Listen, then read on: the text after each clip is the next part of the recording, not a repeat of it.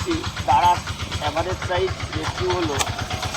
এটাকে যে বাড়ি থেকে ধরা হলো সেই বাড়িতে গিয়ে খবর পাওয়া গেল যে ভদ্রমহিলাকে সকাল সকাল সামলেও দেয় এবং তাকে হসপিটালেও পাঠানো হয়েছে। তারা কনফিউশনে ছিল। গিয়ে দেখলাম একটি kind of black rat snake, average size.